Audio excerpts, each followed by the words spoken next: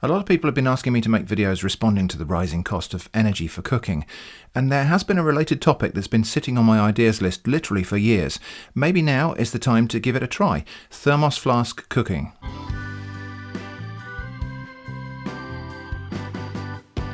I'm not going to try to take credit for this idea, which I did not invent. I came across this years ago in a book I can't remember the name of, but as we'll see in a moment, the principle is older than you might imagine. Before we get into it, I just want to have a look at a question that on the face of it appears to have a stupidly obvious answer. The question is, what is cooking? Please humour me. What is cooking? I mean, it's obvious, right? Cooking means heating food in order to transform it in some way. To make the taste or texture better or more palatable or digestible, sometimes to release nutrients that are not so available in the raw ingredients, and sometimes just to make it safe to eat. And note, I'm talking about cooking, which is distinct from cookery, the latter term being more or less synonymous with cuisine and doesn't always involve heat.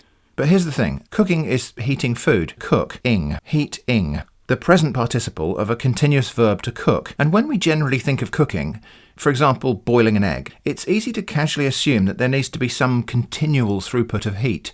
That is, heat must be constantly added to the process in the form of flames under the pot, or hot air in an oven, or radiant heat in a grill. And in many cases, that's sort of true in practice. If you stop heating the water in which your egg is cooking, it will go off the boil and start to cool down, and the egg may not finish cooking properly, although maybe it actually will though. But in general, we keep a pan or pot heated and bubbling if we're actually cooking something in it. In some cases, there must be a continuous and active input of heat in order to raise the temperature of the inside of something, because the food itself is cold and absorbs that added heat. So for something like a large roast turkey, we put it in a hot oven, and we have to keep heating the oven because some of the heat we're adding is just going into the thing we're cooking. That's what cooking is in that way. But in lots of other contexts, it's not like that. For example, if you're cooking rice or soup, the entirety of the food reaches its maximum temperature relatively quickly, but we still keep adding heat in order to maintain that temperature while the food is transformed into what we want it to be. Not so much because the food is consuming that heat energy, but because the heat we're adding is just escaping from the cooking pot into the room. If all that is necessary to cook soup is simply to maintain the mixture at a certain temperature for a period of time, what if there was a way to simply stop that heat from escaping? Just put the heat in there and keep it there. What we need is some sort of device, some invention that keeps things hot. And of course you've seen the title and thumbnail, so you know where this is heading. That's right, what we need is a box of hay. I'm kidding, a bit. We're going to use the Thermos flask, but before these were invented, people used to cook food by keeping it hot in a box insulated with hay. Throw your ingredients in a big pot, heat them up thoroughly, slam on a lid, then place the whole thing in a box stuffed and surrounded by hay or wool or feathers or blankets, whatever is light and airy enough to be a good insulator. Put a lid on the box to stop air circulating, and if you've done everything right, most of the heat you've added at the start stays trapped in the pot, and sometime later, that trapped heat will have maintained the food at a high enough temperature to fully cook it. Sort of like a slow cooker or crock pot, except the modern versions of those things, of course, do continually add extra heat to maintain the cooking. Now, I think it might be interesting to try hay box cooking another time, but today I'm going to try trapping the heat in a thermos flask, specifically one with a glass in a capsule containing the vacuum, because in my experience, these keep the heat a bit better than stainless steel lined flasks. They are, of course, more delicate, so we just need to be a bit more careful. This thermos flask is actually one that was designed to contain food rather than just liquids, so it has a very wide neck, but I think it's actually designed to keep already cooked food hot rather than actually cook it. But the principle should be the same in any flask. You might just have to be careful not to put big chunks in there. Let's go over to kitchen shrimp for the cooking. Okay, now for cooking in this thermos flask, I've already measured the capacity of the flask, and I know it comes up to about 3/4 of this pan. We do need to heat everything in a pan because we've got to get it up to temperature before we start. Now, it's tempting to imagine that we might be able to just put the ingredients in the flask and pour in boiling water. But of course, putting cold ingredients with boiling water means we're reducing the temperature. The ingredients would immediately absorb some of that heat and it would normalize to a lower temperature. So I'm going to heat everything up in a pan and then pour it into the flask. And I'm really just going to go with a bunch of stuff that I happen to have on hand. So I've got a carrot, which I've washed but I won't peel. And I'm just going to chop that into centimetre chunks. I've got a potato, which again I've washed, and I will cut that bit off because it doesn't look so great, and I'm just going to cut that into chunks. I've got some sticks of celery which have got those nice little leaves on them from the inside of the bunch. No real reason why that whole lot, including the leaves, can't go in there. I've got a mushroom. And I'm really going pretty much by volume here, so just squeezing in what I can. So I've got a tomato, not going to bother to peel it, just hack it into chunks. I've got these, which are the midribs from some green cabbage I had yesterday, some spring green cabbage. The midribs always take a little bit longer to cook, so I usually just cut them out and they go in the compost or they go in the stock pot. Today though, we're going to have these in the soup. Now, a lot of people have said that long cooking of cabbage creates bitterness. I can't taste it. It might be one of those genetic things where certain people can taste that bitter chemical. I don't think I can, so I'm all right with this. Okay, that's starting to look nearly full now, but I think we can fit a few more things in. So we'll have a radish, because why not?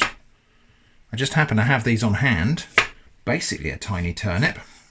And we're getting close now, so for my protein in here, I just happen to have some chorizo. Bags of flavour in there. And then they've got this, which is frozen minced beef. It's kind of loose, free-flowing minced beef that's been frozen, and very convenient if you just want a little bit. So that's going to go in there too.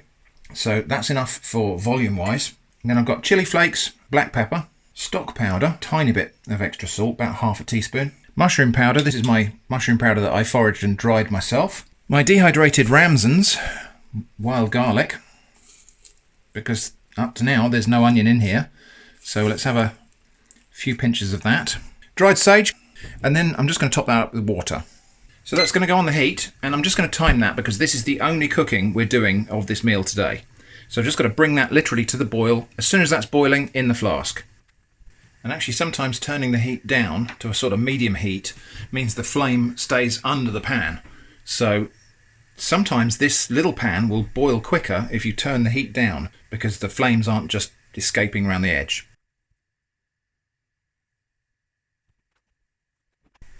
Now that minced beef went in there raw, remember, but it's going to be cooked by the whole process today, not just by this boiling now. Okay, well there we go. 8 minutes, and that's now fully boiling. Over to the flask. Right, I've got to kind of work fast here, and this could be a little bit messy, but I'll get that straight into the flask. Now this is a food flask, so it's designed for accommodating chunky food through the neck like this. You could do it with a regular flask, but you might need to just cut the pieces a bit smaller than I've done here. So I was going to put some lentils and stuff in there, but I haven't really got room. I'll put a few lentils in the top there, and we'll just push them down.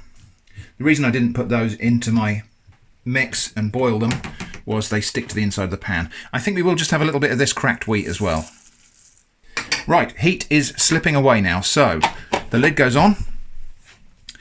And I have my doubts about how well this is going to insulate this top of the flask here. The sides are insulated by vacuum, the top only by probably a chunk of polystyrene foam in there.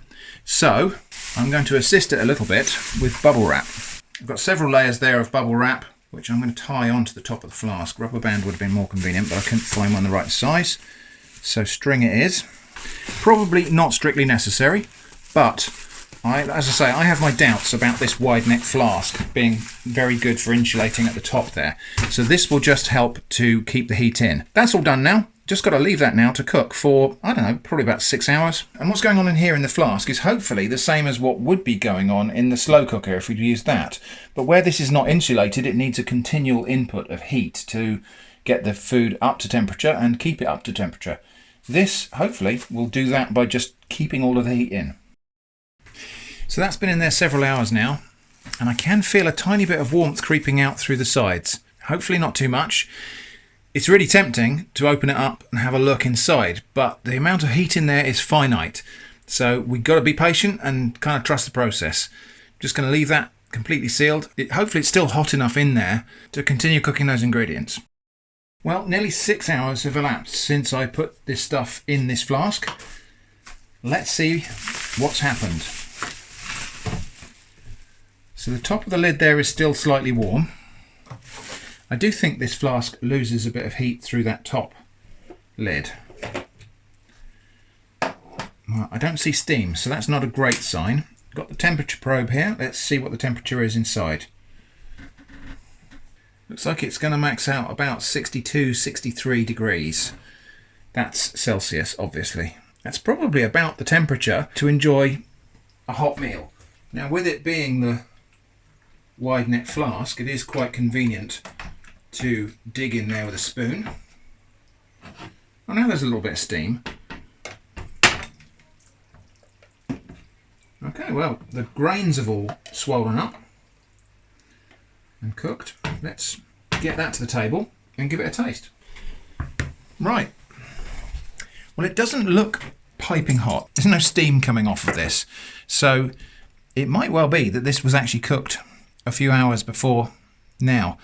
But here we go. Look, so the potatoes are definitely cooked. They've gone crumbly. Carrots, still a little bit firm. I'm going to taste a piece of carrot. Just cooked with a tiny little bit of crispness, actually, which is quite a nice way to have carrots. Okay, and if I can find a piece of minced beef. Well, there it is. Definitely cooked through. So the temperature, yeah, the temperature it's warm. I reckon probably an hour ago, it was probably still fully cooked and might have been a little bit hotter. It tastes all right. Now, the flavours have combined, like they might if this had just been boiled. The lentils, completely cooked. That cracked wheat, again, completely cooked, but you can just pour boiling water on that and it cooks almost immediately. So yeah, that's worked, and actually it tastes really good. It might not look great, but that tastes really nice. Interestingly, my dried ramsons definitely have given this a nice wild garlic flavour. There's no other onions in here, so I know that the onion I'm tasting, or the garlic I'm tasting, comes from that ramsons. Yeah, that's definitely worked. I think probably one of the ways this would work best is if you wanted to enjoy this meal at the end of a journey. So if you were driving a long way and you were going to be camping at the end, or perhaps if you were hiking a long way and you were camping at the end, you could make your stew in the morning, put it in your backpack, and it would be cooked by the time you got there. But yeah, I think the measure of whether that worked or not is the potatoes. And you can see the potatoes are, without a doubt, completely cooked. I might simplify the recipe. There's a lot of different things in here. I just wanted to see how they would all work. I don't think you need all of these things in there. So perhaps actually a bit less is more. Concerned trolls need not worry about food safety here.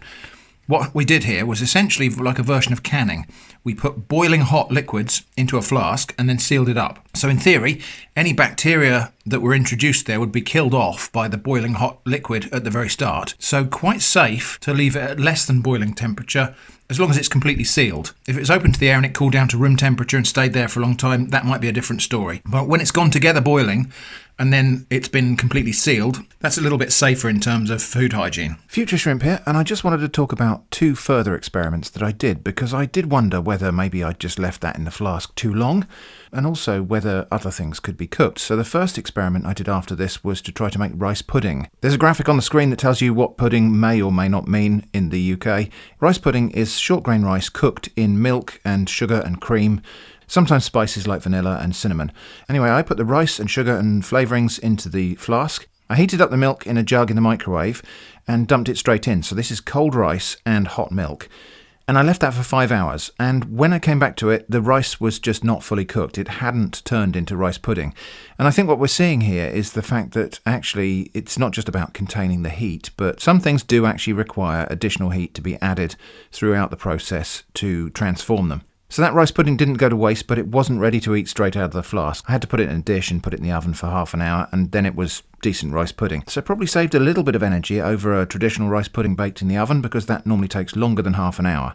Anyway, the next thing I wanted to try was something a bit closer to the original recipe that I saw, that I can't actually find, but I can remember.